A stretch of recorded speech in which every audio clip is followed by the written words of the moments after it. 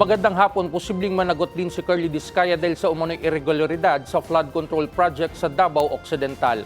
Ayon sa Office of the Ombudsman, isinama na rin si Discaya sa mga pinaiimbestigahan matapos maghain ng manifestation ang Department of Public Works and Highway na i-implead na rin ito sa nasabing anomalya. Maaalala noong nakaraang taon, sinampahan ng kasong graft at malversation ang asawa niyang si Sara Discaya at ilang pang opisyal ng gobyerno kaugnay ng nasabing proyekto. Giit pa ng Ombudsman, patuloy ang investigasyon para matukoy ang buong pananagutan ng mga sangkot.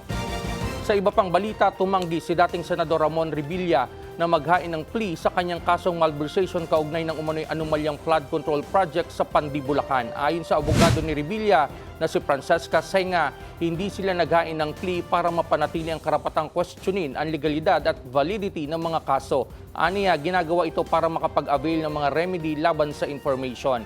Dahil dito, nagpasok na ng not guilty plea ang Sandigan Bayan 3rd Division para sa kanya alinsunod sa court rules na siyang hudyat ng pagsimula ng pre-trial. Itinakda ang pre-trial sa March 6 habang sa February 23 hanggang 27 ang preliminary conference. Abangan ang kompletong ulat mamayang alas 10:45 ng gabi sa Balitang A to Z. Ako po si Kim Salinas.